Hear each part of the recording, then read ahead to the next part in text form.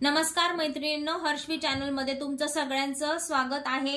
आजचा आपला विषय आहे बाळांचं अवटाळ जाणे, हसली जाणे असे म्हणतात, कुणी काय म्हणतं, कुणी म्हणतं मान लचकणे। तर वेगवेगळे शब्द आहेत, पण त्याचा जे काही उपाय आहे तो एकच आहे।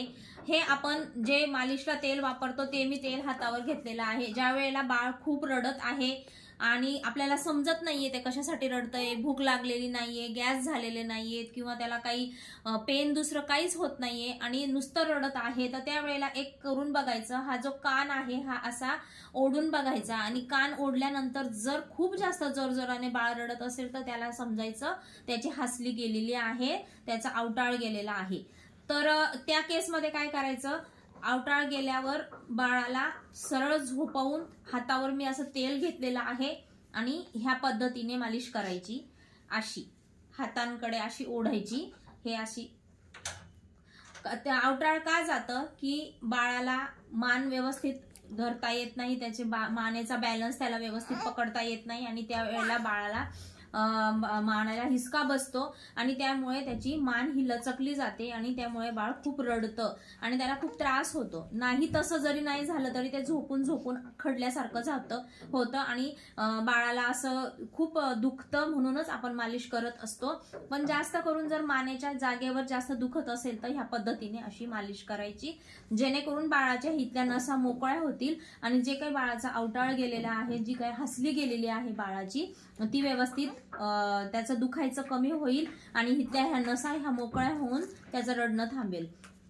अजून ह्या साइडने झाल्यावर बॅक साइडने पण बाळाला असं व्यवस्थित पकडायचं आणि बॅक साइडने झोपवायचं, असंच तेल घ्यायचं हातावर आणि ह्या पद्धतीने ह्या असे अंगठे दोन्ही बोटाचे या पद्धतीने अशी मालिश करून घ्यायची, म्हणजे बाळ रडणार नाही। आता आमच्या बाळाला कसं आहे, काहीच झालेलं नाहीये, म्हणून मी तुम्हाला फक्त एक दाखवत आहे की कशी मालिश करायची ते।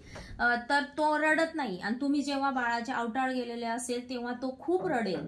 हे असं करताना रडू द्यायचं थोडा वेळ, असाही तो रडतोच आहे तसाही रडतोय, थोडं रडू द्यायचं आणि व्यवस्थित अशी ह्या पद्धतीने मालिश करून घ्यायची।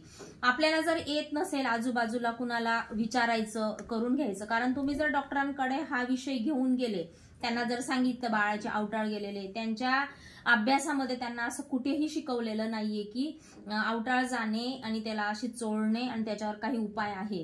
ते डायरेक्ट सांगतात की असं काहीच नाहीये, हे आयांनी किंवा जुन्या आजी मावशांनी बनवलेलं आहे आणि हे असं काहीच नाही असं म्हणून ते आपल्याला नाही सांगतात की हे काही नाहीये, त्याला काहीतरी मेडिसिन लिहून देणार आणि घरी पाठवणार। पण बाळ खूप जास्त रडत असतं, त्याच्यामध्ये त्याला मानही हलवता येत नाही, थोडीशी बाळाने मूव केलं तरी सुद्धा तो रडतो आणि त्यामुळे आपल्याला काहीच समजत नाही आता काय करायचं। तर ह्या पद्धतीने आपण अशी मालिश करायची, व्हिडिओ बघून जरी शिकून घेतलं तरी पण जमेल। हा इथे बाळाचा मनका असतो सरळ, हा सरळ हा मनका इथपर्यंत आहे, तर तिथलं कुठंतरी गॅप गेल्यासारखं किंवा थोडंसं काहीतरी कुठंतरी लचकल्यासारखं नसवर नस चढून गेलेली असते आणि त्यामुळे बाळाला खूप त्रास होतो आणि ते रडत असतं। ह्या पद्धतीने जर आपण मालिश केली तर बाळाचा तो अवटाळ आहे तो व्यवस्थित होईल, जी हसली गेलेली आहे ती व्यवस्थित होईल आणि बाळाला नेहमी व्यवस्थित, त्याने जर स्वतः मान बॅलन्स करत नसेल तर त्याची मान हातात व्यवस्थित पकडायचं। तुम्हाला पकडायची सवय नसेल तर आता ह्या साइडने बॅक साइडने उचलून त्याला जर सरळ करायचं असेल तर हनुवटीला 2 बोटं लावायची ही अशी आणि असं सरळ करायचं। जेव्हा आपण त्याला सरळ करून पालथं करायचंय, उचलायचंय आपल्याला, हे 2 पाय हातात घ्यायचे आणि हे बाळाला असं कॅरी करायचं। असं जर व्यवस्थित बाळाला कॅरी केलं तर त्याची मान पण व्यवस्थित राहील आणि जो काय अवटाळ गेलेला आहे तो होणार नाही।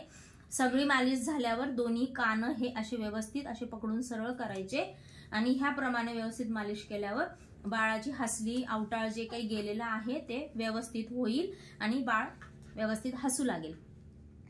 असेच नवनवीन व्हिडिओ घेऊन मी तुमच्या भेटीला येत राहीन, तोपर्यंत बाय।